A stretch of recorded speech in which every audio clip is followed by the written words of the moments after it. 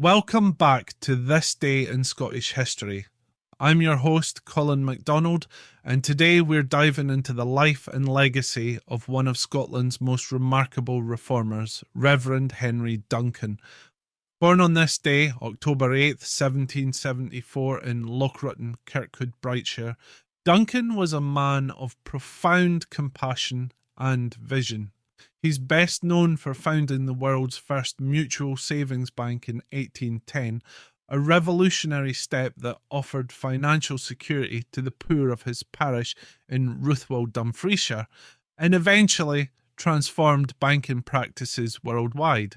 At a time when banks were only accessible to the wealthy, requiring a minimum deposit of £10, an impossible sum for the average working person, Duncan's savings bank welcomed deposits as low as sixpence. His goal was to encourage thrift among the poor and provide a means for them to save for the future. What's more, 1% of the interest from combined deposits went to a charitable fund, reinforcing Duncan's belief that banking should serve the community and not just the privileged few. But before we explore Duncan's groundbreaking contributions to banking, let's step back and take a look at his early life. Born into a family where his father, George Duncan, was a minister, young Henry was exposed to education and community service from a young age. He attended the Dumfriesshire Academy and later studied at St Andrews University, but his initial career path took him in a different direction: commerce in Liverpool. Yet the world of business wasn't where his heart lay, and after a brief stint in commercial life, he returned to Scotland to pursue ministry, studying at Edinburgh and Glasgow before being ordained as a minister in 1798. It was in Ruthwell, where he became minister in 1799, that Henry Duncan truly left his mark. From the start, his ministry extended far beyond the church. He was deeply invested in the well-being of his parishioners, especially during times of hardship. When food shortages hit, he arranged to bring Indian corn from Liverpool to alleviate hunger. And when the threat of a French invasion loomed, Duncan not only raised a volunteer company but also became its captain, a clear demonstration of his commitment to his community. In addition to his hands-on ministry work, Duncan was also a man of letters. He founded the Dumfriesshire and Galloway Courier, serving as its editor for 7 years, and wrote a number of popular tracts, later collected under the title The Cottage Fireside. His contributions to literature reflected his deep concern for the welfare of the common folk, and these writings enjoyed widespread acclaim.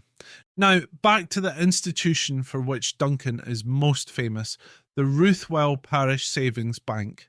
Established in 1810, it was the first of its kind, designed specifically to enable the poor to save. Duncan's savings bank model quickly gained popularity, and his tireless advocacy for the cause led to the first parliamentary act to encourage such institutions. Thanks to his speeches, lectures and pamphlets, the idea of savings banks spread across the country and eventually the world.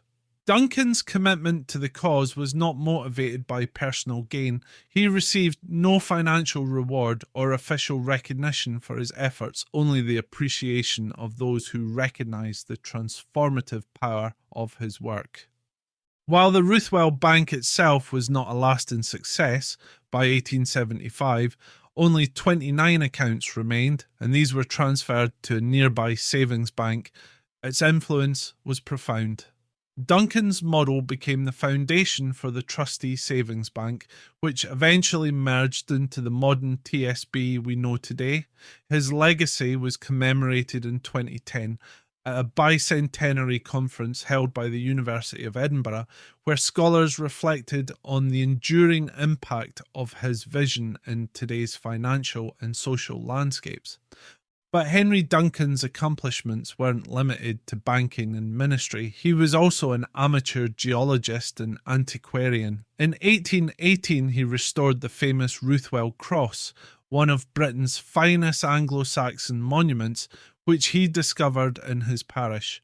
His contributions to science included the discovery of fossilised footprints in a quarry near Lochmaben, which he presented to the Royal Society of Edinburgh in 1828. These were among the first fossil footprints ever recorded, and a cast of the tracks can still be seen at the National Museum of Scotland today. Duncan's influence in religious matters was also profound. He became the moderator of the General Assembly of the Church of Scotland in 1839 and played a significant role during the disruption of 1843, when he left the established Church of Scotland to join the Free Church, a move that cost him his manse and much of his worldly possessions. Yet, as always, Duncan's loyalty was to his principles and his community. Reverend Henry Duncan's life was marked by a tireless commitment to improving the lives of others, from his innovative banking reforms to his contributions to geology and literature. He passed away in 1846, leaving behind a legacy of compassion, intellect, and social reform that continues to inspire today. Thank you for joining me on this journey through Scottish history. As we celebrate the birth of Henry Duncan, let's remember the profound impact that one person can have on society when driven by a genuine desire to make the world a better place. I'm Colin MacDonald, and this has been This Day in Scottish History. Tune in tomorrow for another fascinating look in our nation's past. Until then, haste ye back.